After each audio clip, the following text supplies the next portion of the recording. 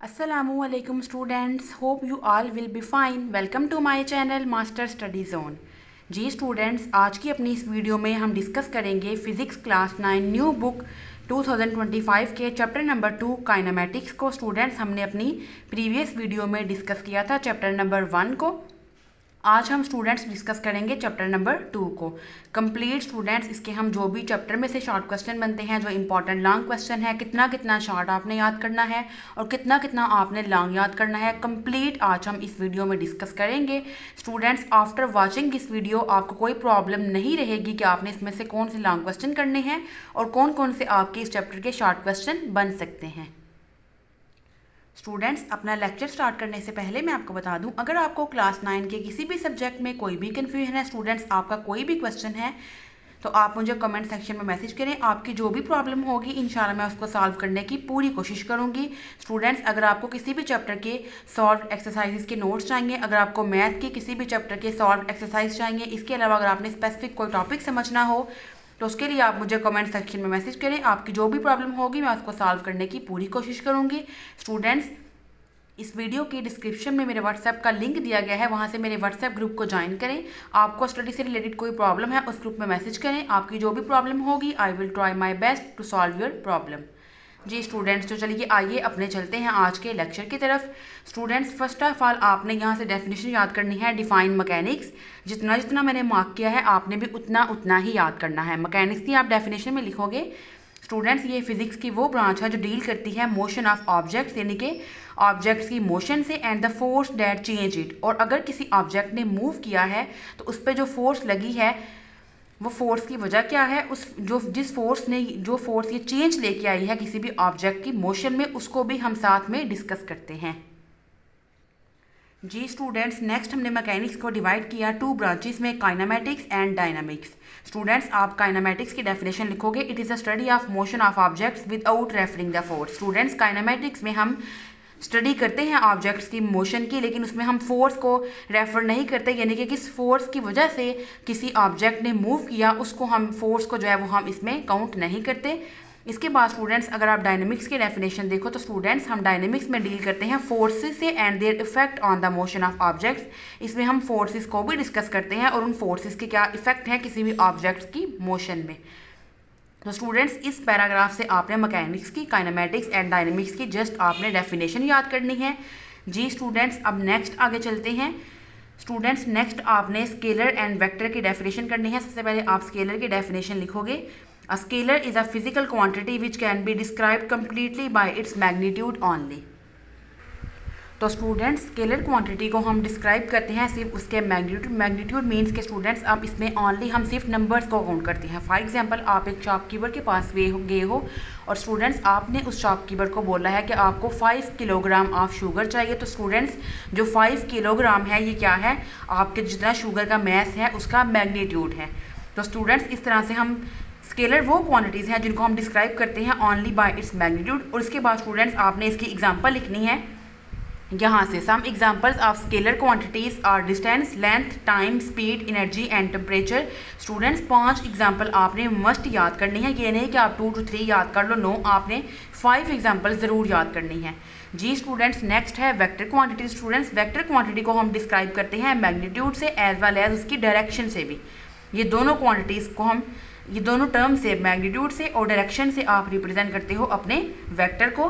For example students, इसमें आप लिखोगे the example of vector quantities are displacement, velocity, acceleration, weight, force etcetera. आपने ये सारी एग्जांपल्स याद करनी है। जैसे स्टूडेंट्स देखिए, फॉर एग्जांपल अगर हम बात करें कि एक कार है वो मूव कर रही है 90 kilometre per hour towards the north. तो स्टूडेंट्स, अब आप इसको किस में रिप्रेजेंट करोगे, वेक्टर में, क्योंकि स्टूडेंट्स देखिए इसमें मैग्नीट्यूड भी है, यानी कि आपके पास नंबर भी आ गया कि उसने 90 किलोमीटर उसने जो है वो फासला कवर किया है, डिस्टेंस कवर किया है, और साथ में डायरेक्शन भी आ गई टूवर्ड्स नॉर्थ, यानी कि नॉर्थ की तरफ। तो स्टूडेंट्स, ये वेलोसिटी क्या है, ये एक वेक्टर क्वांटिटी है क्योंकि इसमें मैग्नीट्यूड यानी कि नंबर भी आ गया कि 90 किलोमीटर पर आवर है। अगर आप 90 किलोमीटर पर आवर को मीटर पर सेकंड में चेंज करोगे तो आएगा 25 मीटर पर सेकंड। और स्टूडेंट्स, आपको पता होगा किलोमीटर पर आवर को मीटर पर सेकंड में कैसे चेंज करते हैं, मल्टीप्लाई बाय 1000। आप 90 को मल्टीप्लाई करोगे 1000 से और डिवाइड करोगे 3600 से, तो आपके पास आंसर आएगा 25 मीटर पर सेकंड। और साथ में डायरेक्शन भी है टूवर्ड्स नॉर्थ। होपफुली स्टूडेंट्स के अब आपको स्केलर और वेक्टर की अच्छे से समझ आ गई होगी कि इन दोनों में डिफरेंस क्या है। स्केलर में ओनली हम नंबर्स को काउंट करते हैं और वेक्टर में नंबर्स को भी और इसके साथ साथ डायरेक्शन को भी। अब स्टूडेंट्स हम चलते हैं नेक्स्ट पेज पे। यहाँ से जस्ट आपकी डेफिनेशंस बनती हैं, वो आपने अच्छे से याद कर लेनी है। नेक्स्ट हम डिस्कस करते हैं पेज नंबर 30 को। जी स्टूडेंट्स, पेज नंबर 30 भी मैंने जितना जितना मार्क किया है उतना ही आपने जस्ट याद करना है। अब हम वेक्टर को कैसे रिप्रेजेंट करते हैं। स्टूडेंट्स आप लिखोगे, अगर क्वेश्चन आएगा हाउ वेक्टर्स आर रिप्रेजेंटेड, तो स्टूडेंट्स उसमें आप लिखोगे कि हम सिंबल अगर हम यूज़ करें वेक्टर को तो हम उसके लिए बोल्ड लेटर यूज़ करते हैं। जैसे आपको स्क्रीन पे शो हो रही है, ये देखिए यहाँ पे बोल्ड लेटर्स हैं। जैसे देखिए ए आपको बोल्ड शो हो रहा है, एफ है, डी है। Since we can not write in bold face script on paper, अब हम पेपर पे तो बोल्ड लेटर नहीं लिख सकते, इसलिए हम क्या यूज़ करते हैं, हम स्मॉल एरो लगा देते हैं अपने सिंबल के ऊपर। यानी कि ए पे एरो है, वी पे एरो है, एफ पे एंड डी पे एरो है। The magnitude of a vector is given by italic letter without arrow head. A vector can be represented graphically. अब स्टूडेंट्स अगर आपको आएगा how vectors are represented just इतना, तो आपने यहाँ तक लिखना है विदाउट एरो हेड तक। यहाँ तक आप स्टूडेंट्स लिख दोगे विदाउट एरो हेड। अब अगर आपको क्वेश्चन आएगा how vector are represented graphically, most important question है, शॉर्ट क्वेश्चन, तो आप लिखोगे इसके आगे से ही आप शुरू करोगे। A vector can be represented graphically by drawing the straight line with an arrow head at one end. और स्टूडेंट्स जो आपको ये लाइन सेगमेंट और आगे एरो हेड नज़र आ रहा है, इसमें स्टूडेंट्स जो आपके पास ये लाइन है, ये लाइन क्या शो करती है स्टूडेंट्स, वेक्टर का मैग्नीट्यूड, और आगे जो नेक्स्ट एरो है ये बताता है वेक्टर की डायरेक्शन। यहाँ तक स्टूडेंट्स आप याद करोगे, indicates the direction of vector. यहाँ तक आपने याद करना है अगर क्वेश्चन आएगा how vector are represented graphically. और आपने स्टूडेंट्स यहाँ से आपने कुछ भी याद नहीं करना। इसके बाद आप याद करोगे डिफाइन ओरिजिन, तो आप लिखोगे द पॉइंट वेयर, दीज की जगह आप लिखोगे the point where the X axis and Y axis meet is known as the origin. The origin is usually denoted by O. ये देखें यहाँ पे जहाँ पे एक्स एक्सिस और वाई एक्सिस मीट करते हैं उसको हम क्या बोलते हैं, ओरिजिन। और स्टूडेंट्स इसको हम ओ से डिनोट करते हैं। These axis are also called the reference axis. यहाँ तक आपने ओरिजिन की डेफिनेशन याद कर ली। इसके बाद स्टूडेंट्स ये जस्ट आप लाइन एमसीक्यू के लिए याद करोगे, the direction is usually given by the angle theta with x axis. ठीक है, जस्ट आपने ये याद करना है एमसीक्यूज के लिए। और बाकी मैंने जितना आपको बताया हाउ वेक्टर आर रिप्रेजेंटेड, और उसके बाद how vector are represented graphically, उसके बाद डिफाइन ओरिजिन, ये आपने स्टूडेंट्स तीनों डेफिनेशन अच्छे से याद कर लेनी है। नेक्स्ट हम स्टूडेंट्स डिस्कस करते हैं पेज नंबर 31 को। यहाँ से आपने डेफिनेशन याद करनी है डिफाइन रिजल्टेंट वेक्टर। तो स्टूडेंट जब भी आप ऐड करते हो एक या एक से ज़्यादा वेक्टर को, तो आपके पास जो एक सिंगल वेक्टर आता है that is called resultant vector. उसका सेम इफेक्ट होता है जब आप सारे वेक्टर्स की फोर्सेस को ऐड करते हो, तो इसका जो इफेक्ट है वो सेम आता है जब आपने जो वेक्टर आपके पास ऐड करके आया उसका इफेक्ट, और जो आपने सारे वेक्टर्स को ऐड किया उनका इफेक्ट क्या होगा, सेम होगा। यहाँ तक स्टूडेंट्स आपने इसकी डेफिनेशन याद करनी है of all the vectors to be added तक। इसके बाद स्टूडेंट्स नेक्स्ट है, ये लॉन्ग क्वेश्चन आता है आपको, addition of vector by graphical method. इसको हम बोलते हैं हेड टू टेल रूल। आप स्टूडेंट्स मैं आपको ये एक्सप्लेन करती हूँ। जी स्टूडेंट्स, तो आप यहाँ से लिखना स्टार्ट करोगे, let us add two vectors v1 and v2 having magnitudes of 300 Newton and 400 Newton acting at angle of 30 degree and 60 degree with x axis. अब स्टूडेंट्स आपने एक सूटेबल स्केल ड्रा करना है। जहाँ पे आपने वेक्टर को ड्रा किया, आपने एक सूटेबल स्केल को सिलेक्ट कर लिया। अब स्टूडेंट्स जब भी आपने वेक्टर को ऐड करना है आपने head to tail rule apply करना है। मैं आपको समझाती हूँ what is head to tail rule. देखिए स्टूडेंट्स, हमारे पास दो वेक्टर थे v1 एंड v2। अब जब आपने इन दोनों वेक्टर्स को ऐड करना है और आपने एक रिजल्टेंट वेक्टर भी ड्रा करना है, उसके लिए स्टूडेंट्स आप क्या करोगे, आप फर्स्ट वेक्टर ड्रा करोगे, ये उसकी टेल और ये उसका हेड। अब जब आपने नेक्स्ट वेक्टर ड्रा करना है स्टूडेंट्स, तो आपने हमेशा पहले वाले वेक्टर के हेड के साथ अगले वाले वेक्टर की टेल को कंबाइन करना है, हेड टू टेल। यानी कि इसकी अब हेड होगा और अगले वाले की टेल होगी, और इसी तरह से आपने v2 ड्रा कर लिया। अब स्टूडेंट जब आप रिजल्टेंट वेक्टर ड्रा करोगे तो उसके लिए टेल को टेल से, यानी कि आपने अपने वेक्टर की टेल को फर्स्ट वेक्टर की टेल से कंबाइन करना है, और अपने रिजल्टेंट वेक्टर के जो आपका हेड होगा उसको आप अपने लास्ट वेक्टर के हेड के साथ कंबाइन करना है। मीन्स के टेल को टेल से और हेड को हेड से। लेकिन जब आप डिफरेंट वेक्टर्स ड्रा करते हो v1 v2, अगर यहाँ पे आगे v3 भी होता तो आपने नेक्स्ट भी आगे से क्या करना था, इस अगले वाले वेक्टर v3 की यहाँ पे टेल और आगे से नेक्स्ट आगे हेड, और फिर आपने इस टेल को टेल से और हेड को हेड के साथ ज्वाइन करना था। ठीक है स्टूडेंट्स, अब इसकी इंग्लिश पढ़ लेते हैं। जब भी आपने नंबर ऑफ वेक्टर्स को ऐड करना है तो आपने उनके पहले रिप्रेजेंटेटिव लाइंस ड्रा कर ली। कैसे? जो हेड है वन लाइन की वो कंसाइड करे with the tail of other, यानी कि जो वन वेक्टर की हेड है वो कंसाइड करे अगले वेक्टर की टेल के साथ। और जो रिजल्टेंट वेक्टर आप ड्रा करोगे वो कैसे होगा? From the tail of first vector, यानी कि फर्स्ट वेक्टर की tail with the head of the last vector, और लास्ट वेक्टर का हेड, यानी कि टेल को टेल से और हेड को हेड से। और जब आप इसको ड्रा करके इसको याद करोगे तो फिर आपको ये पैराग्राफ बहुत आसानी से और बहुत जल्दी याद हो जाएगा और आपको कभी भी भूलेगा नहीं। तो आपने साथ में इसको ड्रा कर लेना है। जब अगर आपको शॉर्ट में भी आएगा define head to tail rule, तो फिर शॉर्ट में जस्ट आप ये पैराग्राफ लिख दोगे डेफिनेशन, और उसके बाद आप इसको ड्रा कर दोगे। इस तरह जैसे मैंने ड्रा किया है वैसे सिंपली आप भी इस तरह से ड्रा कर दोगे। जी स्टूडेंट्स, नेक्स्ट आपने रेस्ट एंड मोशन की डेफिनेशन करनी है। स्टूडेंट्स, अगर कोई बॉडी अपनी पोजीशन चेंज नहीं कर रही अपनी सराउंडिंग के रिस्पेक्ट से, यानी कि जो उसकी इर्द गिर्द चीज़ें हैं उसके रिस्पेक्ट से अगर कोई बॉडी अपनी पोजीशन चेंज नहीं कर रही, डेट मीन्स कि वो क्या है? रेस्ट में है। फॉर एग्जांपल, एक मोटरसाइकिलिस्ट जो है वो रोड के ऊपर खड़ा है, तो जो स्टूडेंट्स ऑब्जर्वर हैं, यानी कि जो उसको इस साइडों से इर्द गिर्द से जो देखने वाले हैं वो देख रहे हैं कि वो अपनी पोजीशन को चेंज नहीं कर रहा अपनी सराउंडिंग के हवाले से, तो आप क्या बोलोगे? जैसे कि students for example near by कोई बिल्डिंग है, ट्री है या फिर कोई पोल है, तो he will say that the motorcyclist is rest. ये यहाँ तक आपने इसकी डेफिनेशन एग्जांपल लिखनी है, सपोज से लेके इज एट रेस्ट तक। इसके बाद स्टूडेंट्स नेक्स्ट है मोशन। तो अगर एक बॉडी कंटिन्यूसली चेंज कर रही है अपनी पोजीशन को अपनी सराउंडिंग के रिस्पेक्ट से, दैट मीन्स कि वो क्या है? मोशन में है।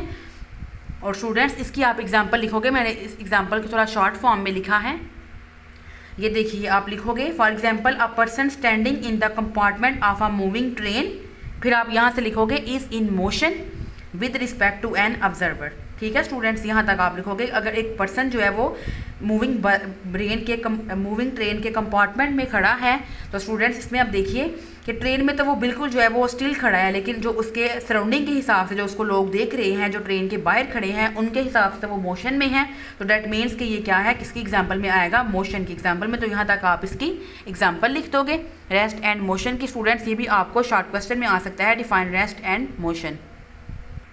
तो स्टूडेंट्स अगर आपको रेस्ट एंड मोशन लॉन्ग में भी आएगा ए बी पार्ट के साथ, तो उसमें आप लिख दोगे रेस्ट की डेफिनेशन, उसकी एग्जांपल जो मैंने आपको ये 3 लाइंस की एग्जांपल कराई है ये आप लिख दोगे, और उसके बाद मोशन की डेफिनेशन और उसकी एग्जांपल। अब नेक्स्ट स्टूडेंट्स हम डिस्कस करते हैं टाइप्स ऑफ मोशन को। स्टूडेंट्स बेसिकली हमारे पास 3 टाइप्स ऑफ मोशन है, translatory motion, rotatory motion and vibratory motion. तो स्टूडेंट्स फर्स्ट ऑफ ऑल आपने याद करनी है ट्रांसलेटरी मोशन। यहाँ से आप स्टार्ट करोगे, if the motion of a body is such that every particle of the body moves uniformly in the same direction, तो उसको हम क्या बोलते हैं? Translatory motion. For example motion of a train और a car is translatory motion. ठीक है students, जिसमें सारे के सारे जो पार्टिकल्स हैं वो यूनिफॉर्मली मूव करें एक ही डायरेक्शन में, डेट मीन्स कि वो क्या है? ट्रांसलेटरी मोशन है। अब स्टूडेंट्स इसमें आपके पास नेक्स्ट आगे से ट्रांसलेटरी मोशन को हमने डिवाइड किया 3 टाइप्स में, linear motion, random motion and circular motion. Students linear motion में हम कहते हैं कि अगर कोई बॉडी मूव कर रही है स्ट्रेट लाइन में, that is called linear motion. For example a falling body, अगर आप कोई चीज़ को फॉल करवाते हो किसी भी हाइट से, तो वो क्या है? अगर आप किसी बॉल को फॉल करवाते हो किसी बिल्डिंग से, तो वो किसकी एग्जाम्पल में आएगा? लीनियर मोशन की। सेकंड है स्टूडेंट्स रैंडम मोशन।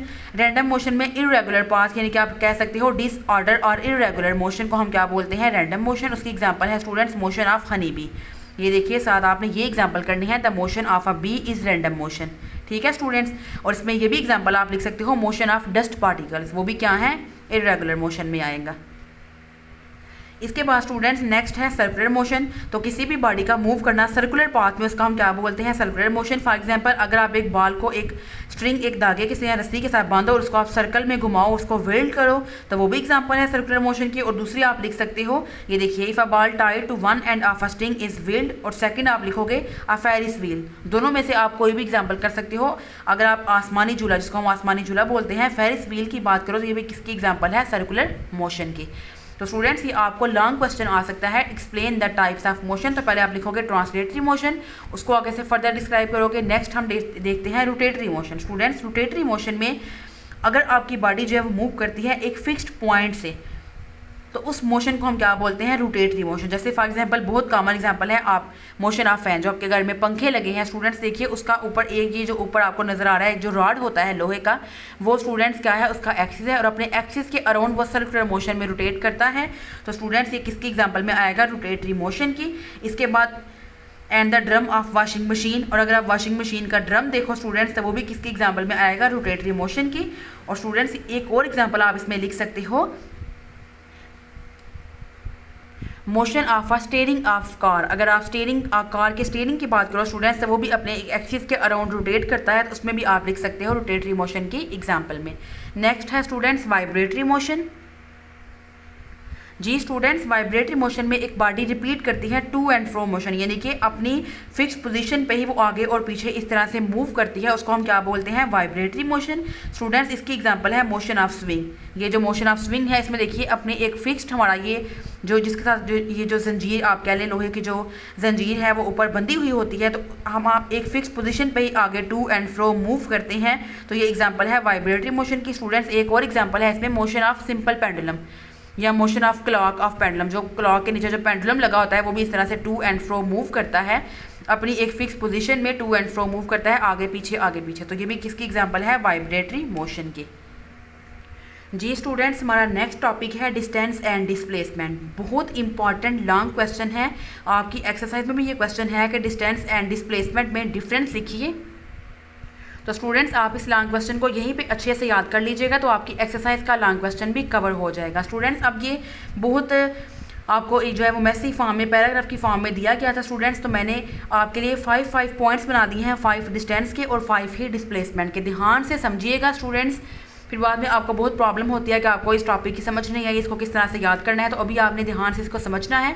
मैं आपको 5 पॉइंट्स डिस्टेंस के भी समझाऊंगी और 5 पॉइंट्स डिस्प्लेसमेंट के भी, ताकि जो आप ये लॉन्ग लिखो तो आपका अच्छा इंप्रेशन पड़े आपके लॉन्ग क्वेश्चन का, पॉइंट्स बने हों स्टूडेंट्स, तो फिर एग्जामिनर ईजिली उन पॉइंट्स को वो देख के तो आपको फुल मार्क्स मिल जाते हैं। अगर आप पैराग्राफ की फॉर्म में लिखोगे तो वो सारा पैराग्राफ एग्जामिनर को रीड करना पड़ेगा, तो उसके लिए डिफिकल्ट होगा। जी स्टूडेंट्स, सबसे पहले तो आप डिस्टेंस की डेफिनेशन लिखोगे जो आपको येलो बॉक्स में नज़र आ रही है। The distance is the length of the actual path of motion. ये आपके स्टूडेंट्स हो गए, डिस्टेंस क्या है कि जितना आपकी बॉडी ने मूव किया है अपने एक्चुअल पाथ में जो उसका असल रास्ता था उसकी जो टोटल लेंथ होगी डेट इज़ कॉल्ड डिस्टेंस। जैसे आप अपने घर से किसी पार्क में जा रहे हो तो स्टूडेंट्स वो टोटल आपका क्या है, डिस्टेंस है, जो असल रास्ता था, एक्चुअल पाथ था जो आपने ट्रेवल किया अपने घर से किसी पार्क में जाते हुए, डेट इज़ कॉल्ड डिस्टेंस। ये आपका डिस्टेंस का हो गया पहला पॉइंट। सेकंड पॉइंट आप डिस्टेंस का लिखोगे, distance is a scalar quantity. ये आपका डिस्टेंस का हो गया सेकंड पॉइंट। इसके बाद स्टूडेंट्स आप थर्ड पॉइंट लिखोगे, the total distance covered by the car will be equal to the length of the curved line A B. ठीक है स्टूडेंट्स, ये आपका हो गया डिस्टेंस का थर्ड पॉइंट। इसके बाद स्टूडेंट्स आप डिस्टेंस का फोर्थ पॉइंट लिखोगे, distance is equal to speed divided by time. ये आपने डिस्टेंस का फॉर्मूला लिख लिया कि डिस्टेंस किसके इक्वल है, जब आप स्पीड को टाइम से डिवाइड करते हो। और स्टूडेंट्स फिफ्थ पॉइंट में आपने लिखना है डिस्टेंस का एसआई यूनिट क्या है, मीटर। इस तरह से आपके डिस्टेंस के जो 5 पॉइंट हैं वो आपके कंप्लीट हो गए हैं। सेम स्टूडेंट्स ऐसे ही आपने डिस्प्लेसमेंट का फर्स्ट पॉइंट लिखना है, द डिस्प्लेसमेंट। यहाँ से आपने कुछ भी नहीं लिखना, आप लिखोगे द डिस्प्लेसमेंट, इससे आप शुरू करोगे, the displacement is the shortest distance between the initial and the final position of the motion. यहाँ तक आपने लिखना है। मैं पूरी कोशिश करती हूँ आपके लिए बहुत इजी से पॉइंट्स बनाऊँ, जो एक्स्ट्रा वर्डिंग है उसको कट कर दूँ ताकि आप लोग आसानी से याद कर सको, आपको बिल्कुल भी मुश्किल ना लगे। जी स्टूडेंट्स, तो आपने द डिस्टेंस से लेके the distance is the shortest, the displacement is the shortest distance between the initial and the final position of motion. जैसे स्टूडेंट्स ये देखिए, यहाँ से लेके यहाँ तक ये आपका एक्चुअल पाथ था और ये आपका क्या है, शॉर्टेस्ट डिस्टेंस है बिटवीन इनिशियल टू फाइनल, यानी कि आपके घर से लेके आपके पार्क तक जो शॉर्टेस्ट डिस्टेंस आएगा डेट इज कॉल्ड डिस्प्लेसमेंट। अब डिस्प्लेसमेंट का आप सेकंड पॉइंट लिखोगे स्टूडेंट्स, डिस्टेंस में हमने क्या लिखा था कि डिस्टेंस एक स्केलर क्वांटिटी है, तो डिस्प्लेसमेंट का आप सेकंड पॉइंट लिखोगे, displacement is a vector quantity. ठीक है स्टूडेंट्स, इसके बाद डिस्टेंस का थर्ड पॉइंट ये था, डिस्प्लेसमेंट का आप लिखोगे the displacement D is the straight line A B directed from A to B as indicated by the arrow head. ये वाला साथ आपने स्टूडेंट्स ये ड्रा भी करना है। जब आप डिफरेंस लिखोगे, डिफरेंस में आपने दोनों साइडों पे, या इस साइड पे भी और इस साइड पे, दोनों साइडों पे आपने इसको ड्रा भी करना है। लिख लिया थर्ड पॉइंट। फोर्थ पॉइंट में स्टूडेंट्स हमने लिखा था डिस्टेंस किसके इक्वल है, स्पीड ओवर टाइम के। तो स्टूडेंट्स ऐसे ही आप लिखोगे, displacement is equal to average speed divided by time. इसमें आप खाली स्पीड नहीं बल्कि आप लिखोगे डिस्प्लेसमेंट में एवरेज स्पीड, यानी कि आप दोनों स्पीड की एवरेज लोगे, माइनस करोगे और फिर आप उसकी वैल्यू को पुट करोगे। तो displacement is equal to average speed over time, यहाँ पे आप साथ में लिख दोगे students average speed over time. और जो फिफ्थ पॉइंट था हमारे पास एसआई यूनिट, वो दोनों का सेम है। एसआई यूनिट जो है वो डिस्टेंस का भी मीटर था और डिस्प्लेसमेंट का भी क्या है, मीटर है। होपफुली स्टूडेंट्स कि आपको इन 5 पॉइंट की अच्छे से समझ आ गई होगी। इंशाल्लाह जब आप इस तरह से पेपर में डिफरेंस लिखोगे तो कोई भी आपके मार्क्स कट नहीं कर पाएगा, आप इतनी गुंजाइश ही नहीं दोगे कि आपके कोई नंबर कट कर सके। जी स्टूडेंट्स, नेक्स्ट हमारे पास स्पीड की डेफिनेशन है। मैं आपको मार्क करवाती हूँ कि आपने कितनी याद करनी है और ये भी आपके पेपर में किस तरह से लिखनी है। जी स्टूडेंट्स, यहाँ से आप लिखोगे distance covered in unit time which is known as speed. यहाँ तक लिखे फिर आप लिखोगे speed is equal to distance divided by time. इसके बाद स्टूडेंट्स आप लिखोगे speed is a scalar quantity और उसका एसआई यूनिट लिखोगे SI unit of speed is metre per second या फिर किलोमीटर पर आवर। ये स्टूडेंट्स आप अगर चारों चीज़ें लिखोगे तो आपको पेपर में फुल 2 मार्क्स मिलेंगे, क्योंकि स्टूडेंट्स आपका जो ओवरऑल पेपर का इंप्रेशन है वो आपका अच्छा होना चाहिए ताकि आपका कोई भी नंबर कट ना हो सके। मैं आपको साथ साथ तैयारी ही ऐसे कराती हूँ जैसे हम एग्जाम के लिए तैयारी कर रही हैं। First of all definition, second में फार्मूला, थर्ड में कौन सी क्वांटिटी है और फोर्थ में उसका एसआई यूनिट। ठीक है स्टूडेंट्स, अब चाहे स्पीड हो, चाहे वेलोसिटी हम पढ़ें, चाहे एक्सेलरेशन पढ़ें, अब आपने तीनों में ऐसे ही लिखना है। जी स्टूडेंट, उसके बाद डेफिनेशन है डिफाइन इंस्टेंटेनियस स्पीड। तो स्टूडेंट्स आप यहाँ से लिखना स्टार्ट करोगे the speed of a vehicle.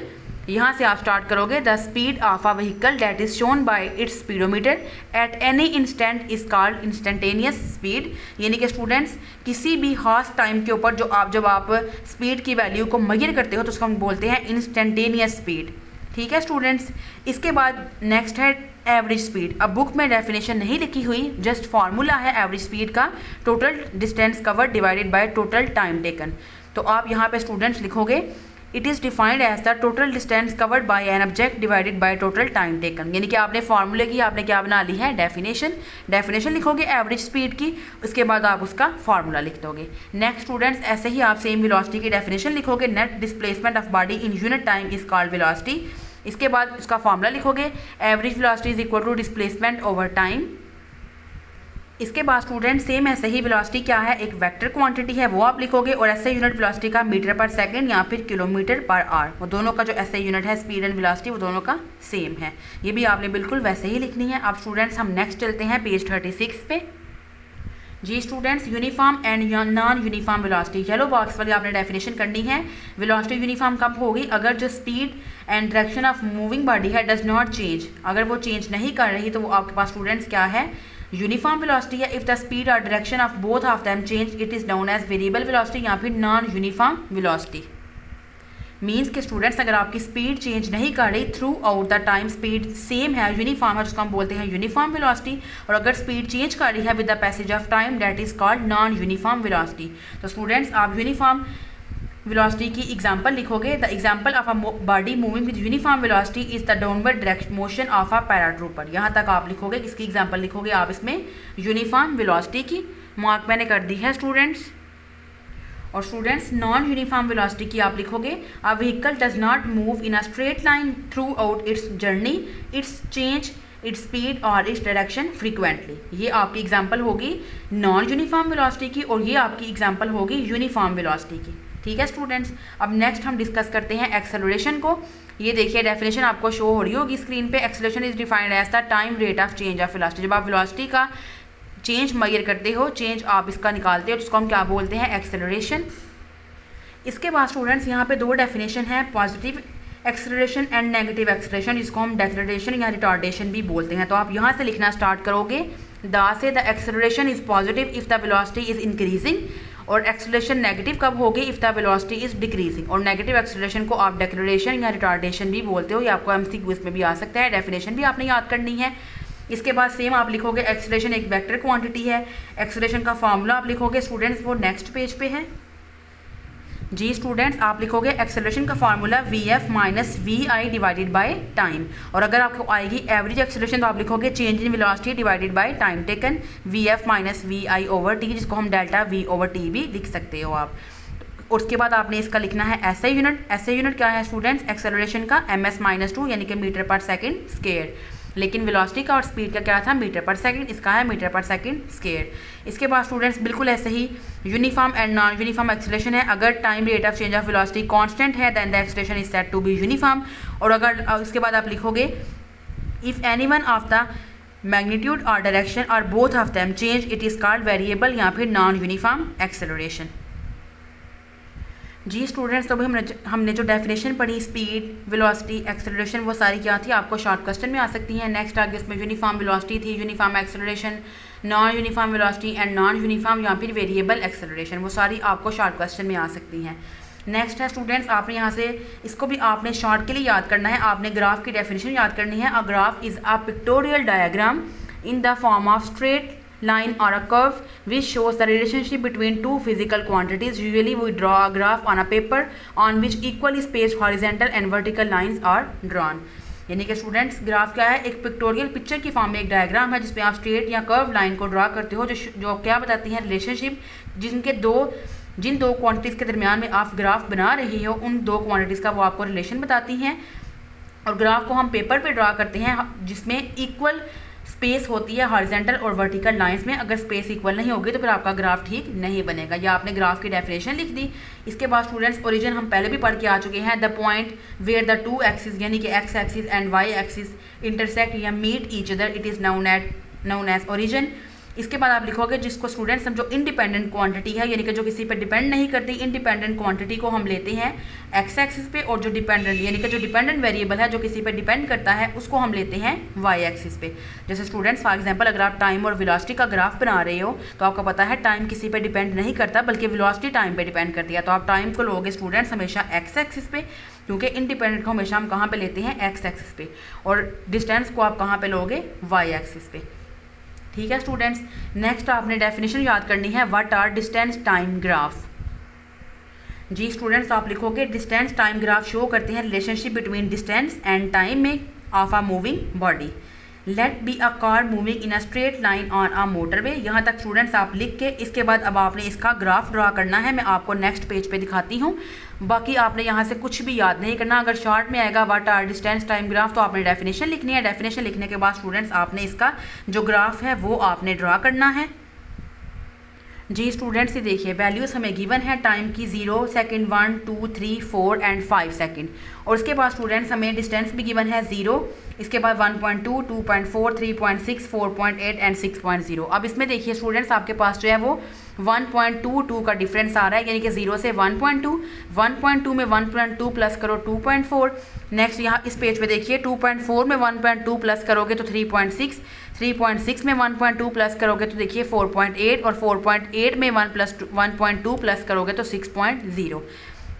अब आप ग्राफ कैसे बनाओगे, आप एक एक जो आपके पास बड़ा बिग बॉक्स होगा उस एक एक बिग बॉक्स को आप छोड़ते जाओगे।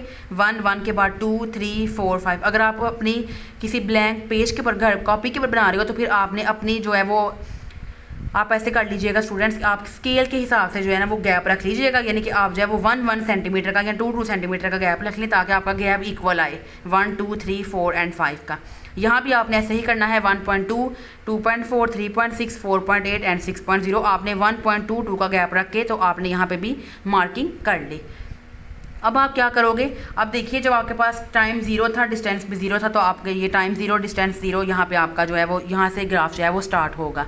नेक्स्ट आगे देखिए जब टाइम 1 सेकंड हुआ तो डिस्टेंस है 1.2, यानी कि यहाँ पे आप 1 देखिए और यहाँ पे 1.2, तो आप बिल्कुल इधर एक डॉट लगा दोगे। जब टाइम 2 सेकंड होगा तो आप अगली वाली लाइन 2 पे आ जाओगे, तो डिस्टेंस था 2.4, तो यहाँ पे देखिए आप 2.4 और नीचे से आपने 2 देखना है, वहाँ पे आप एक डॉट लगा दोगे। नेक्स्ट आपका टाइम 3 सेकंड्स पे 3.6 था तो यहाँ पे आप डॉट लगाओगे। 4 पे 4.8 था तो यहाँ पे 4 के बिल्कुल ऊपर आपने डॉट लगा देना है। 6.0 पे 5 सेकंड था तो आपने यहाँ पे एक डॉट लगा दिया। अब देखिए इस ग्राफ से आपको क्या शो हो रहा है कि जैसे जैसे आपका टाइम इंक्रीज़ कर रहा है तो आपका डिस्टेंस भी बढ़ रहा है। ठीक है स्टूडेंट्स, ये बनाने के बाद आप यहाँ से लिखोगे car has covered equal distance in equal interval of time. देखिए आपके जो पास लाइन आई है वो स्ट्रेट लाइन आई है जो ये बता रही है कि आपकी जो स्पीड है वो यूनिफॉर्म स्पीड है, यानी कि आपकी जो कार ने डिस्टेंस ट्रेवल किया है इक्वल किया है इक्वल इंटरवल ऑफ टाइम में। This show that car move with uniform speed, क्योंकि जो स्ट्रेट लाइन ग्राफ में है वो रिप्रेजेंट करती है motion with a uniform speed, यानी कि जो आपकी गाड़ी मूव कर रही है वो यूनिफॉर्मली मूव कर रही है, आपके पास ग्राफ में स्ट्रेट लाइन आई है। अब अगर आपको अलग से शॉर्ट क्वेश्चन आएगा कि draw the graph of a moving body which is, यहाँ आपको शॉर्ट क्वेश्चन ऐसे आएगा, draw a graph of a body moving with uniform speed, तो फिर आप ये वाला ग्राफ उसमें ड्रा कर दोगे। और अगर स्टूडेंट्स आप देखिए आपको लॉन्ग क्वेश्चन भी अगर फॉर एग्जांपल बन के आ जाता है तो आप उसमें डेफिनेशन लिखोगे, ये ग्राफ बना, ये आप वैल्यूज़ लिखोगे, ये ग्राफ बना दोगे और आप उस ग्राफ को एक्सप्लेन कर दोगे। साथ लिख लीजिएगा थोड़ा सा खुद से कि हमने एक्स एक्सिस पे टाइम को लिया, वाई एक्सिस पे हमने डिस्टेंस को लिया, और हमने 1 बाय 1 उनके जो पेयर से टाइम और डिस्टेंस के जो पॉइंट्स थे वो हमने बनाए, और उसके बाद हमने उन पॉइंट्स को ग्राफ पेपर के ऊपर ड्रा किया और बाद में हमने ज्वाइन कर दिया ऑल द पॉइंट्स को। और उसके बाद जो मैंने आपको मार्क करवाया है कार हैज़ कवर्ड, ये आप उसके बाद ये यहाँ तक इस पैराग्राफ को लिख दोगे तो आपको लॉन्ग में भी अच्छे मार्क्स मिल जाएंगे। नेक्स्ट स्टूडेंट्स हमारा अगला जो आपका है वो है स्टूडेंट्स के, उसमें अब आपने बनाना है, इसमें है नॉन यूनिफॉर्म। अब इसमें देखिए यूनिफॉर्म डिस्टेंस कवर नहीं हुआ, यूनिफॉर्म स्पीड नहीं है, बल्कि इसमें क्या है, वेरिएबल स्पीड है। तो देखिए स्टूडेंट अब ये ग्राफ जो है वो इतना ये इंपॉर्टेंट नहीं है, इसमें देखिए जस्ट ये है कि जैसे जैसे आपका टाइम इंटरवल इंक्रीज़ हुआ है तो आपकी जो स्पीड है वो भी क्या हुई है, इंक्रीज़ हुई है। जस्ट आपने ये स्टूडेंट्स को बना देना है। ग्राफ लाइन जो है वो कर्व हुई है अपवर्ड, यानी कि ऊपर की तरफ जो कर्व है वो ऊपर गई है, तो ये बताती है कि जब body is moving with a certain acceleration, means के इसमें जो है वेलोसिटी में चेंज आया है, यानी कि इसके पास ज़रूर एक्सेलरेशन भी होगी, क्योंकि स्टूडेंट्स एक्सेलरेशन क्या है, चेंज इन द वेलोसिटी। जी स्टूडेंट्स अब नेक्स्ट आगे देखिए, कर्व जो है वो डाउनवर्ड है, तो ये ग्राफ क्या बताता है कि डिस्टेंस जो ट्रेवल हुआ है वो in the same interval of time goes on decreasing. So speed क्या हुई है, इसमें डिक्रीज हुई है, तो इसमें क्या होगी, नेगेटिव एक्सेलरेशन होगी। तो ये जस्ट आप स्टूडेंट्स एक दफ़ा इनको ड्रा करके इनकी प्रैक्टिस कर लीजिएगा कि अगर आपको ये शॉर्ट क्वेश्चन में आ जाए तो आप फिर इनको ईजिली बना लो। ये वाला स्टूडेंट्स इंपॉर्टेंट है कि इसमें देखिए जो इसमें हॉरिजॉन्टल लाइन आए और वो हॉरिजॉन्टल लाइन किसके पैरेलल हो, एक्स एक्सिस के, तो ये बताता है कि जो डिस्टेंस कवर्ड हुआ है बाय द कार से does not change with the change in time, it mean that the car is not moving, car क्या है, रेस्ट में है, कोई भी चेंज नहीं आया उसकी स्पीड में। यानी कि देखिए जब टाइम 0 था तब भी स्पीड 1.2 थी, 2 पे भी 1.2, 3 पे भी 1.2 डिस्टेंस ट्रेवल किया था उसने, 4 पे भी 1.2 एंड 5 पे भी 1.2, यानी कि ये वाला ग्राफ इंपॉर्टेंट है, इसकी आप ज़रूर प्रैक्टिस कीजिएगा। ये आ सकता है कि draw a graph of a body which is at rest, ठीक है, तो फिर आप ये वाला ग्राफ उसमें ड्रा कर दोगे, ये जो है इंपॉर्टेंट ग्राफ है। जी स्टूडेंट्स आज की वीडियो यहीं पे जो है वो करते हैं स्टूडेंट्स, आज का लेक्चर यहीं पे हम वाइंड अप करते हैं, आज की वीडियो को यहीं पे स्टॉप करते हैं। नेक्स्ट हम डिस्कस करेंगे 2.8 से लेके 2.13 तक के टॉपिक्स को। तो स्टूडेंट्स होपफुली कि आपको आज की वीडियो अच्छी लगी होगी, अब आपकी कोई कन्फ्यूजन नहीं होगी कि कौन सा लॉन्ग है कौन सा शॉर्ट है और कितना कितना आपने याद करना है। स्टूडेंट्स अगर मेरी वीडियो आपको अच्छी लगी हो, वीडियो को लाइक करें, ज़्यादा से ज़्यादा शेयर करें और मेरे चैनल को सब्सक्राइब कर लें ताकि इसी तरह के इन्फॉर्मेटिव लेक्चर्स आप तक पहले पहुँच सकें, साथ साथ हम अपने पेपर्स की अच्छे तरीके से तैयारी कर सकें। उसके लिए आप मेरे चैनल को सब्सक्राइब कर लें ताकि तमाम इन्फॉर्मेटिव लेक्चर्स आप तक पहले पहुंच सकें। जी स्टूडेंट्स मिलेंगे इंशाल्लाह एक नेक्स्ट वीडियो में एक नए टॉपिक के साथ, और जो हमारा हाफ चैप्टर रह गया है उसको डिस्कस करेंगे। तब तक के लिए अल्लाह हाफिज़।